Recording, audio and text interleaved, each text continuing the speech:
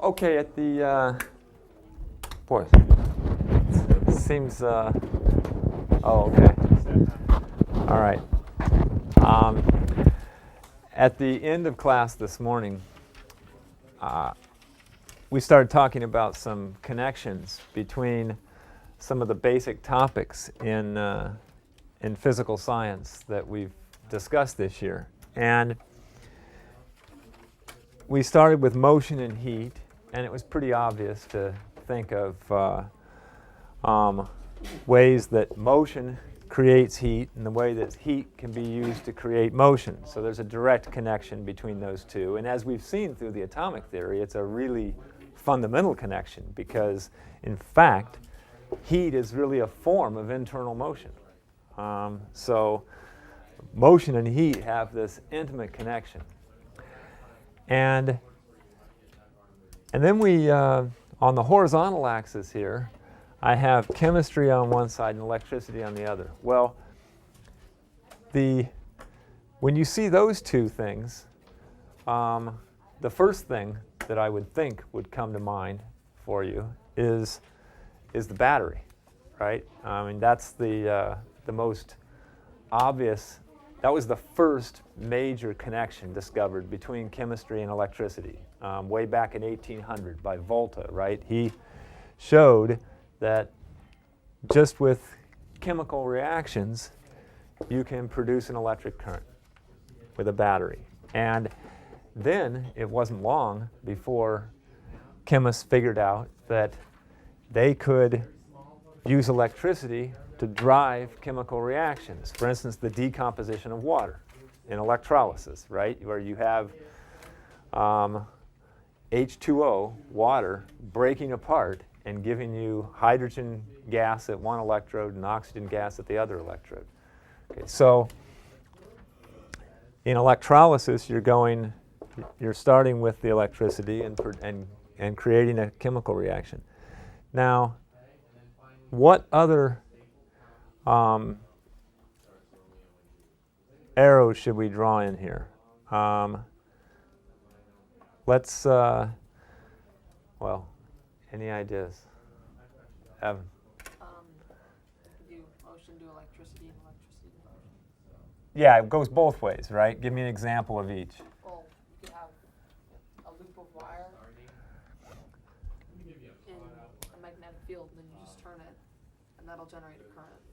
Right, so there you're going from motion and creating electricity And then out of it.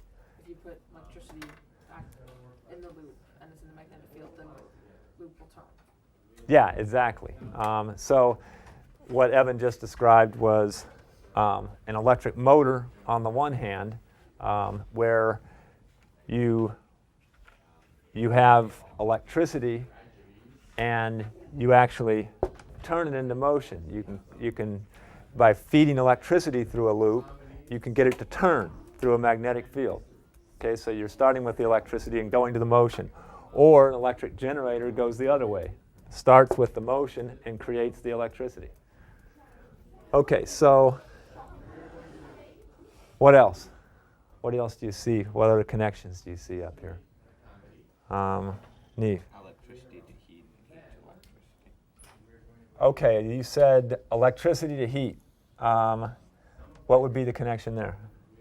Just having it go through coil of wire and heat it up. Right, right. I mean, every time you have electricity, you're generating heat. Remember, Joule showed that when you send current through a wire, the amount of heat generated in that wire is equal to the square of the current times the resistance in the wire. Okay, so every time you have electricity, you're generating heat. Now, the other way is it's a little harder to think of examples, isn't it? Going from heat directly to electricity. Examples where heat can actually be used to generate electricity. Yes? Isn't there something you could do? You change the temperature on when you make one side of the wire cold and one side warm. Yeah, there is. what's called a thermocouple, which is you take two dissimilar metals, let's say, and you have different contact points, and then you heat up one of the contact points, okay, and that will generate, you know, a small current. Now, but that's kind of a relatively minor example compared to these huge examples we've been talking about. The only other thing I could think of was if you think of the Earth's magnetic field. Now, what was causing the Earth's magnetic field? I mean, the Earth, the core of the Earth isn't just a permanent magnet, right? It's not just a magnetized iron bar. Why isn't it? Nick? Yeah, because it's too hot. I mean, if you take a magnetized iron bar and you heat it up to the temperature in the middle of the Earth, it loses its magnetism. So we know that the Earth isn't, you know, a normal permanent magnet. So where's magnetic field coming from? This is Yeah. a different question. Oh, But if we lost our the magnetic field around the Earth, yeah. would we lose the spin of the core? Would the core stop spinning? Oh, no. The causal relationship is probably the other way around. If you stopped having these currents, these revolving currents in the core, you would probably stop having the magnetic field.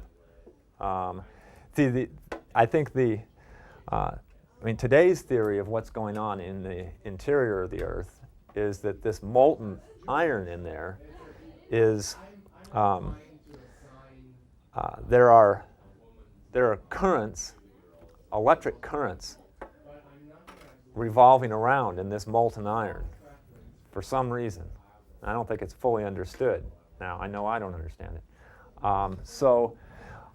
But there's an example. I mean, I think the heat in the Earth's core, the heat conduction may have something to do with driving those currents, which has something to do with driving the electricity, you know, which creates the Earth's magnetic field. So there may be some connection between the heat and electricity generated in that case. I'm not too clear on the details. But to tell you the truth, I'm hesitant to even draw a major line going from heat to electricity here because it's hard to think of examples. Whereas it's easy in these other cases I've given you. So maybe we'll just draw a slight dotted line in that direction. Now, what else? There's one other major connection. Troy. Chemistry to heat? Yeah, exactly.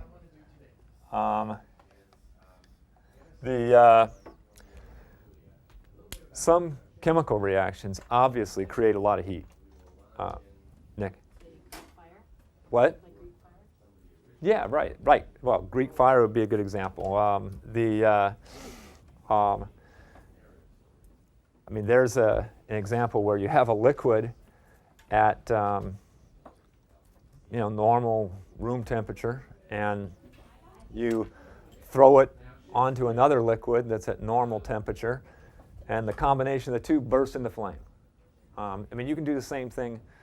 I don't recommend this, as I've said before, but take a chunk of sodium and throw it into a toilet or something, and you will get a lot of heat and a big explosion. So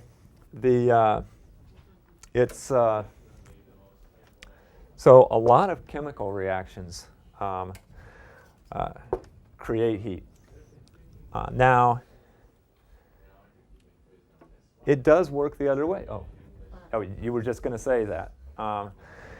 Yeah, it does work the other way. Obviously, you can take chemicals that just by themselves at room temperature don't react with each other at all. but you put a flame underneath them and you heat them up, and they will react with each other. So you can drive chemical reactions with heat. So this arrow definitely goes both ways. Now,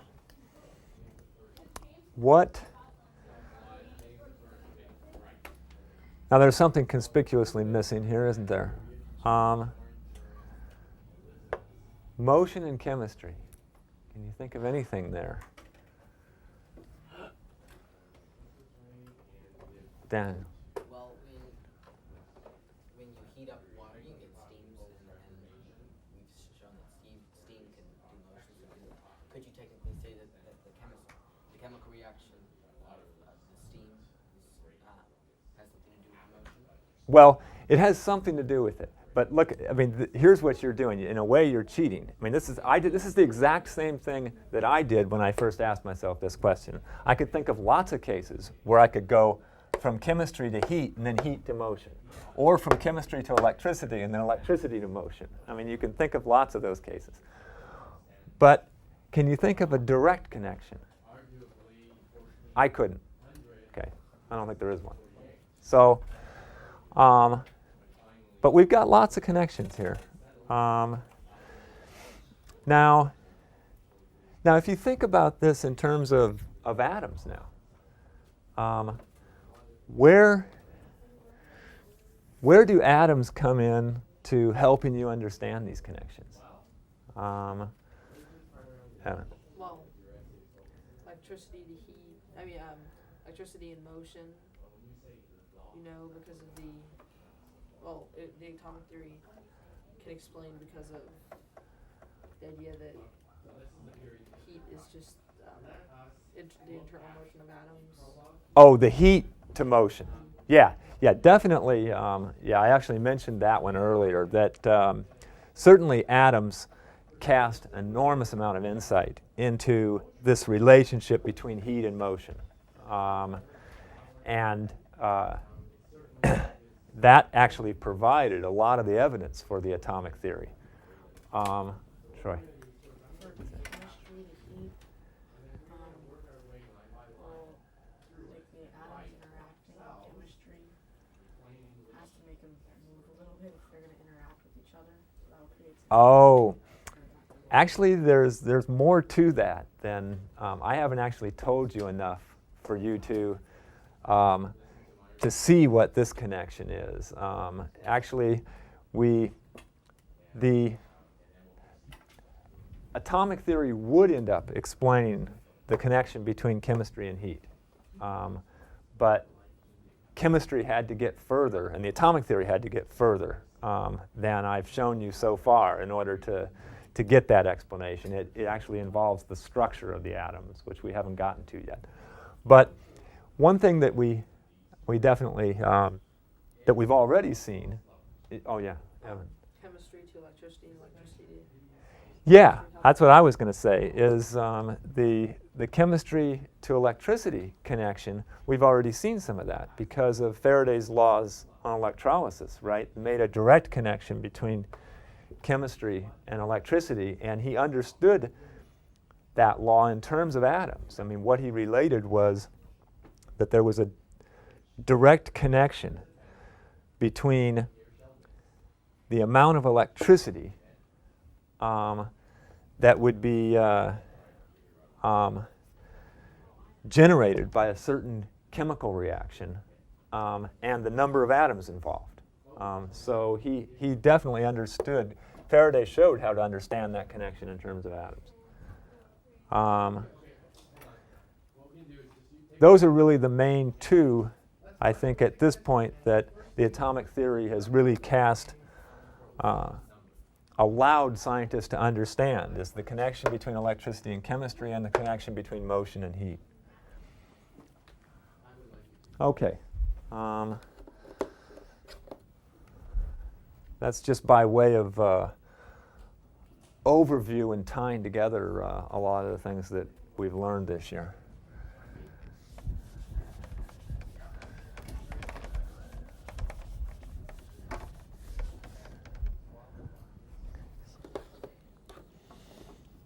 Okay, so let's go back to chemistry. I mean, the last time we talked about chemistry was the early 1830s, and Faraday was doing his electrolysis experiments, right? So we followed the physicist up into the 1860s, but we haven't added anything.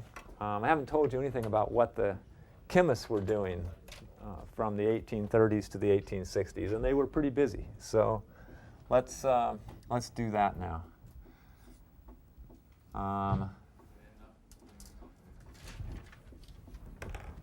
Let me see.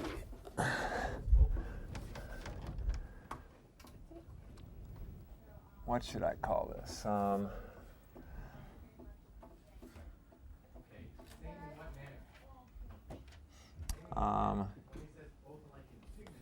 Let's just call it Progress in Chemistry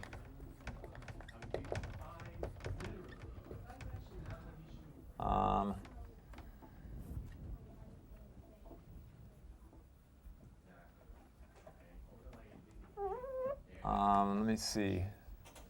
Well, let's just say discoveries leading to the periodic table. This is where I'm going here. I want to explain how chemists got the idea of arranging all these chemical elements in this table that everybody always tells you about in chemistry classes, but doesn't really explain very well usually. We're going to try to figure out why this table is useful and how chemists came to arrange the elements the way they did. And the first idea that new idea I want to introduce here is the concept of valence.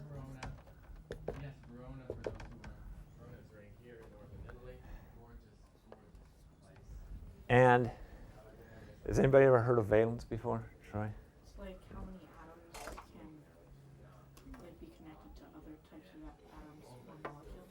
Yeah, exactly. Now, we've already seen, I mean, that you won't understand that until I explain it, but after chemists had studied hundreds and hundreds of chemical reactions and the sorts of compounds that came out of those reactions, they started picking up on certain patterns. And let me just give you an idea of the kind of patterns they picked up on. They figured out that carbon would combine with at most 4 other atoms.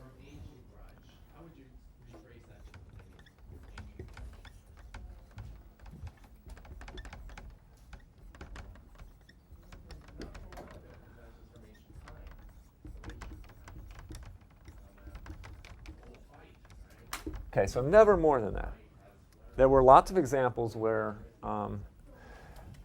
carbon would, or at least there were a number of examples where carbon would combine with 4 other atoms, but never more. For example, methane gas was analyzed to be CH4, carbon combined with 4 hydrogens.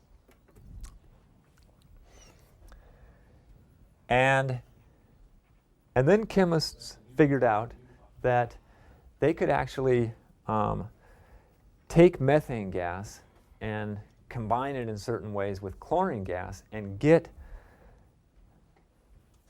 substitute for these hydrogen atoms chlorine atoms. So you could get another gas,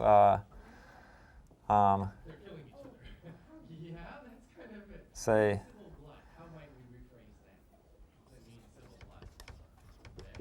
substituting chlorine for hydrogen, you could get carbon to combine with up to 4 chlorine atoms.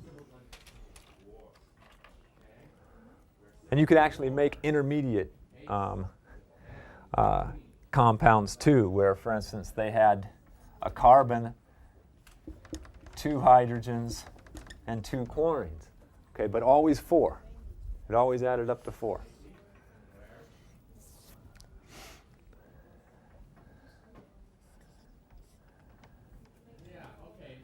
Now, when they studied nitrogen,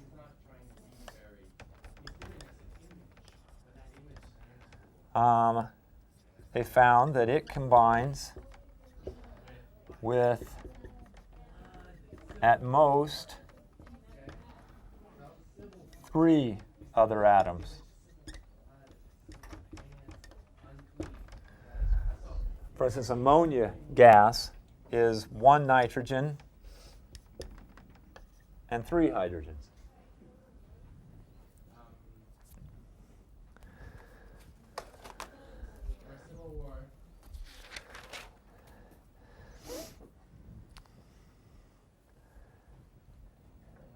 And what do you think they found for oxygen?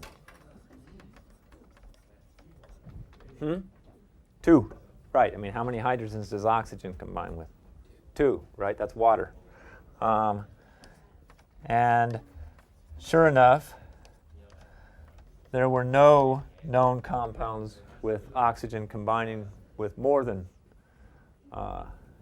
2 other atoms.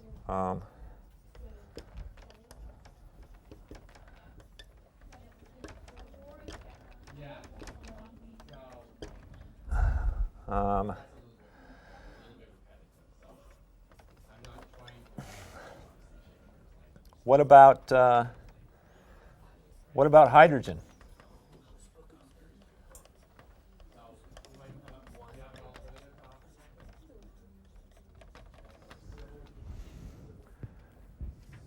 I heard a 2.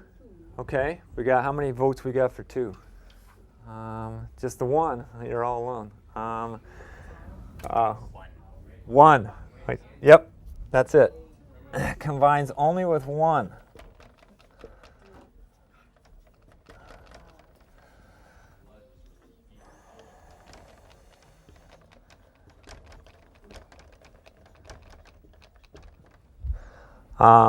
I mean, for instance, we know that hydrogen gas, a hydrogen will combine with 1 other hydrogen, right?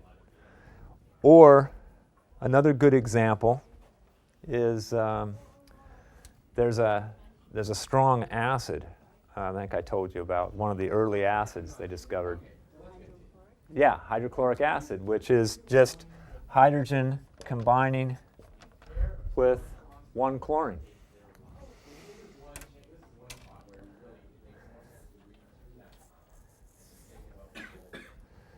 So, I mean, this is an interesting pattern that you can associate a number with each kind of atom that would that if you look at it from an atomic theory point of view, you can think of that number as the number of hooks, basically, that the atom has for attaching to other atoms. Yeah, Troy. If like carbon or like a nitrogen combined with an oxygen. Yeah, okay, if carbon combines with oxygen? Yeah. Yeah. So then wouldn't there be 4 other hooks left, kind of? Yeah, the most common way that carbon combines with oxygen is the fixed air that Black discovered, right? It's CO2. So does CO2 fit in with what I'm telling you here or not? Yeah. I was wondering, Oh, you could have more than two oxygens combined with carbon, because carbon has more open hooks or something like that, or more space. If oxygen combines with carbon, can you have more than just one more atom? more than one more atom attached. Well, I mean, like I said, if you have carbon combining with oxygen, okay, if the oxygen each has two hooks, let's say, so each oxygen is hooked to the carbon with its two hooks. Well, that's exactly what you would expect given what I've told you, right? Because said each oxygen has two hooks, the carbon has four. So this would work.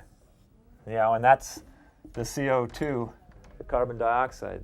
So I guess I'm missing your question. I was wondering if, like, since the carbon has two more open hooks, since it's only used two of them for the oxygen. Well, in this case, it uses two of them on each oxygen. Oh, See, that's that's what chemists, in order to apply this to other cases where atoms are not just attaching to hydrogen or chlorine, chemists realize that sometimes an atom will double hook basically onto another atom. Use two hooks, on one atom. Okay, so that explains these kinds of cases. But the total number of hooks is still right. See, it's 4 for carbon and 2 for oxygen. Okay, so this led them to this new this is the kind of evidence that led to this new concept of valence here. And let me just write down the formulation I think that just captures that idea in terms of atoms.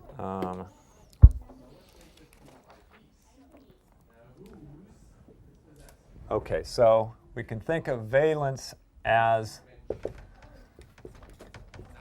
the number of hooks an atom has for attaching to other atoms.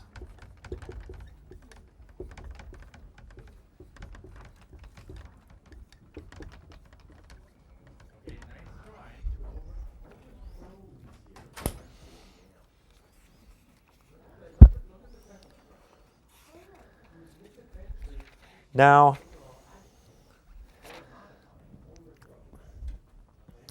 and I'll just go ahead and give you a few examples here. Carbon is 4.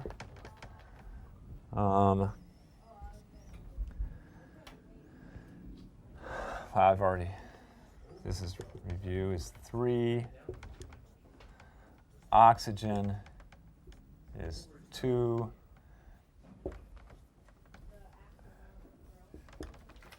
Hydrogen is 1. Now, what's chlorine? Troy? 1, right? Now, see if you can guess this one. Sodium. Nick. Oh. Chlorine, you said you can put carbon with 2 hydrogen and 2 Right. So the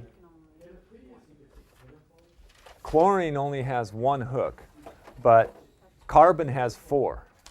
So, I mean, what you've got in that case, So then that everything's hanging off the carbon, not yeah, everything's hanging off the carbon. Right, exactly. Yeah. For the double hook thing, did you think of that as like they're bigger atoms, so they really want to keep stuck together? Or not really? Well, bigger isn't quite right. It turns out, again, that's at this stage, scientists don't know the answers to questions like that. They're just picking up on these patterns. And then later, it's only when they figure out the structure of atoms, which we're going to talk about later, that they start being able to answer those kinds of questions. So yeah, I mean, a lot of times, yeah, exactly why this is true and why there are these differences among the atoms, they don't know at this point. They just know they see these differences. Dan? To the Na question, is it 1? Yeah, why did you think that? Sodium chloride? Yeah, exactly. See, you can figure out what the valences have to be if you know the kinds of compounds that the that the chemicals make. This has to be 1, 2, because regular table salt is NaCl, right? It's just 1 sodium combining with 1 chlorine. So if chlorine has a valence of 1, it has 1 hook, then sodium has to have 1 hook. But this raises kind of an interesting question, this issue of the salt. These are actually 2 very, very different compounds. I mean, they have the same, elements, excuse me. They have the same valence, but their chemical properties are radically different, right? I mean, like I said, you can blow the toilet off the wall with the sodium, but you can't do that with the chlorine. And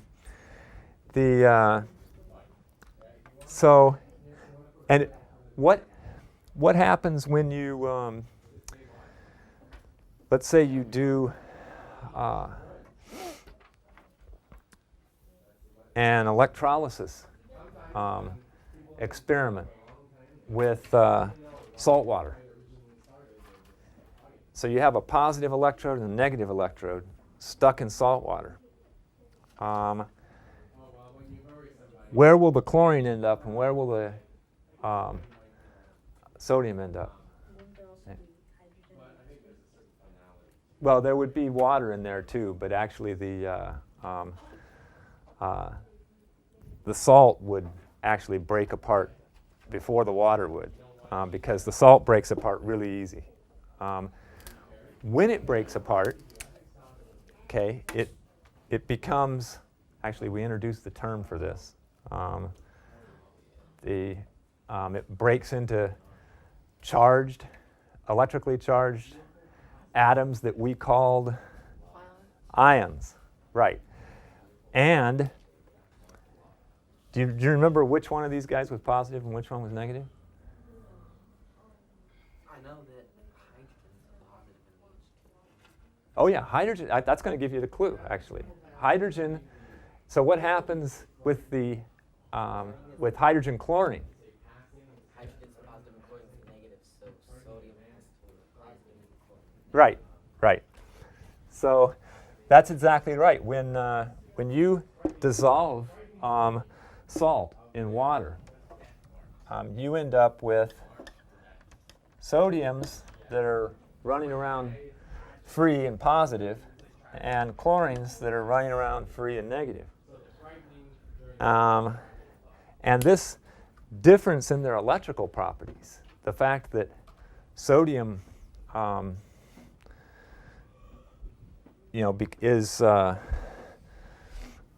becomes negative, and sodium becomes positive and chlorine becomes negative,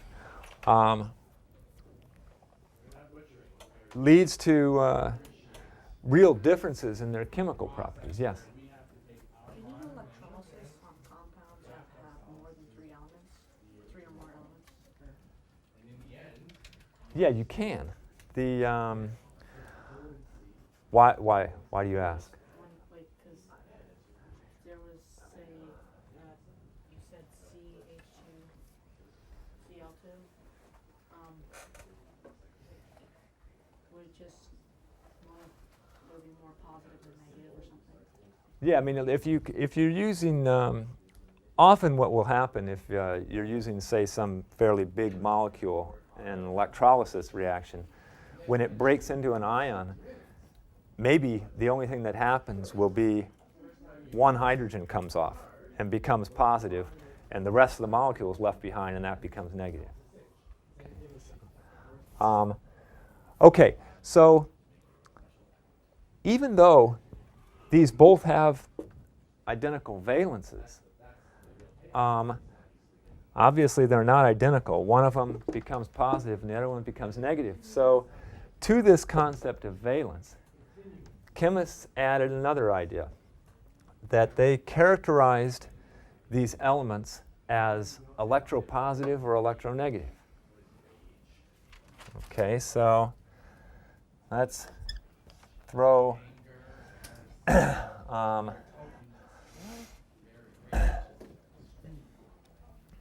a long point or just a quick sentence? Hmm? Is this a long point or just a quick sentence? This is going to be just a sentence. Okay. You wondered whether to go to the next page? Elements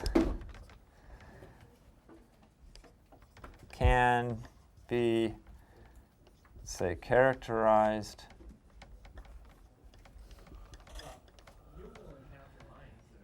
as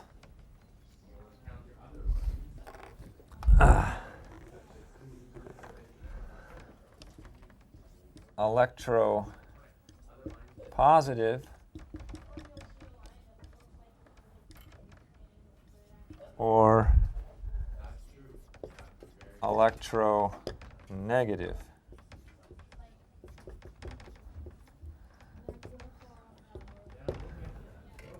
Was that short enough to fit on the bottom of your page? Okay.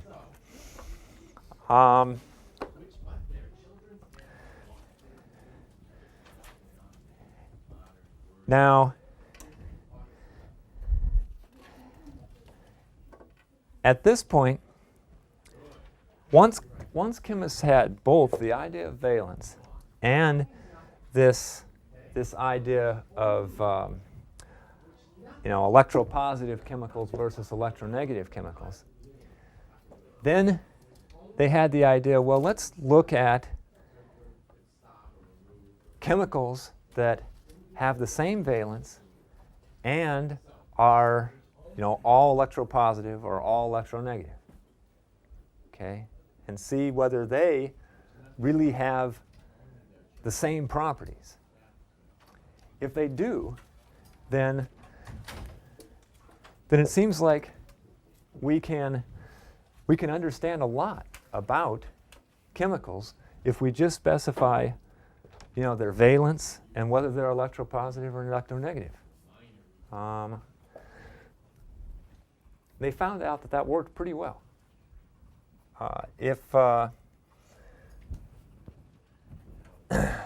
So let me start at the top of the board again.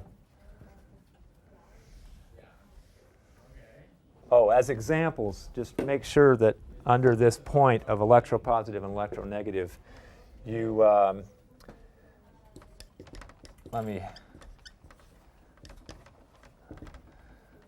for instance, hydrochloric acid, the hydrogen is positive, chlorine negative.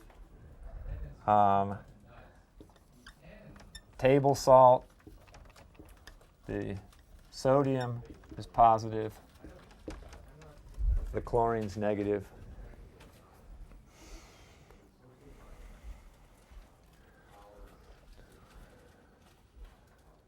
Okay, those are two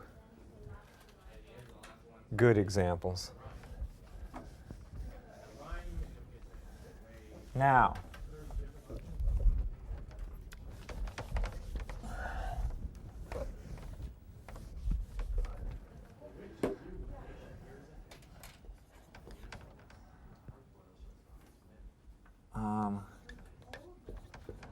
So now chemists think of taking the elements and making groups that have the same valence and the same electropositive or electronegative property.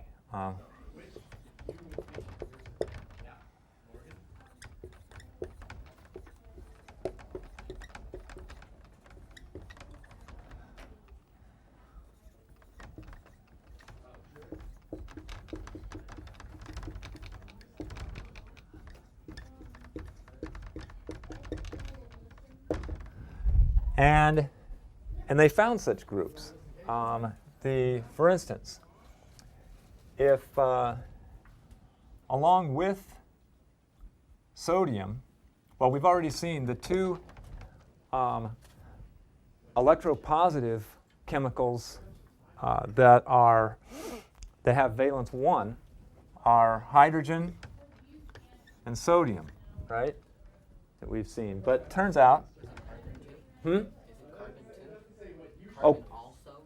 carbon has what valence? 4. Okay, same valence. Right. But there is another one that we haven't talked too much about.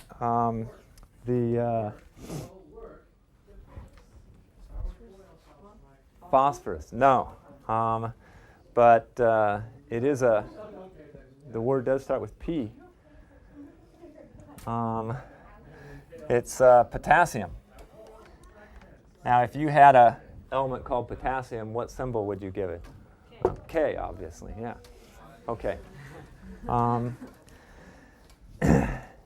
Now, there's, and they even found another one, lithium.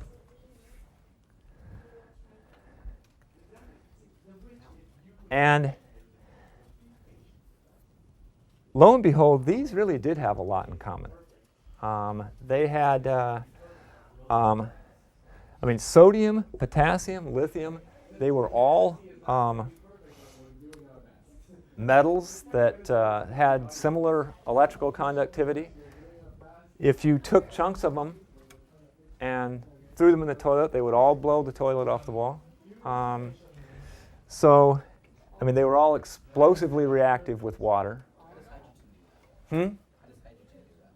Well, hydrogen is somewhat similar to it. It has, I think actually you saw an explosive reaction with hydrogen, right? Somebody got hit in the head. I heard something about that. So hydrogen is explosively reactive too, with the same valence. So there were a lot of similarities between these elements. And I'll tell you, so that's the first group that I'm going to give you. I'll tell you about a few other groups, and then we'll slowly build up this idea of a periodic table. Okay, but that's all we can do today.